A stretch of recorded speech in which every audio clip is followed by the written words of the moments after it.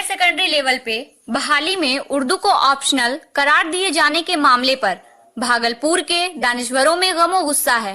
पार welfare society के president Zaheer Ahmad ने कहा कि इस तमाम सूरत हाल के लिए नीतीश कुमार जिम्मेदार हैं। देखिए, ये तो जानबूझ के एक साजिश की जा रही है उर्दू के साथ, उर्दू तबके के साथ, उर्दू पढ़ने वालों के खिलाफ, उर्दू टीचरों के खिलाफ। ये एक साजिश है, समझ गए ना। जबकि बिहार में दूसरी सरकारी ज़ुबान उर्दू है, इसको मिटाने की क्या कोशिश की जा रही है ये हम सबको मालूम है। और इसमें सबसे बड़ा जिम्मेदार हम किसको समझते हैं? नीतीश कुमार।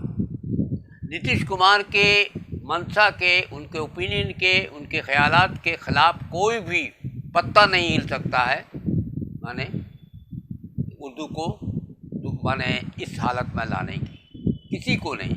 ये उर्दू अदब से या उर्दू से जो लोग जुड़े हैं, हाँ, तो उनको क्या कदम उठाना चाहिए इसके लिए एहतजाज करना चाहिए।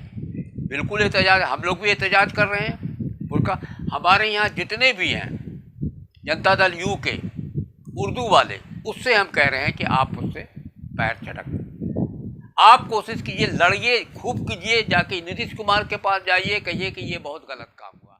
मुस्लिम माइनॉरिटी कॉलेज के प्रिंसिपल डॉक्टर सलाहुद्दीन अहसन का मानना है कि ये उर्दू के खिलाफ साजिश है। एकदम 100% साजिश रची जा रही है उर्दू ज़बान के साथ। उर्दू के जितने भी तालिब इल्म आज हासिल कर रहे हैं, उससे रोज़गार भी हासिल हो रहा है। और एक ज़बान है, ज़बान को ख़त्म नहीं करना चाहिए। और ये जगन्नाथ मिश्रा के वक्त से ही उर्दू को दूसरी ज़बान का दर्जा बिहार में प्राप्त है, तो फिर ऐसा सौतेला व्यवहार करना सरासर नाइंसाफ़ी है। उर्दू अदब से ताल्लुक़ रखने वालों को क्या कदम उठाना चाहिए? इसके लिए जहाँ तक हो डेमोक्रेटिक तरीके से, जमहूरियत तरीके से अपनाते हुए इसका एहतजाज करना चाहिए और सबों को आना चाहिए। तालिबे इल्मों का भी मानना है कि उर्दू को उसका हक मिलना चाहिए। उर्दू हमारे लिए एक अहम ज़ुबान है, उसको सभी को एक बराबर का हक, बराबर का दर्जा देना चाहिए और उसे एक कंपलसरी सब्जेक्ट समझ के उसको भी बराबर का दर्जा देना चाहिए, हक देना चाहिए।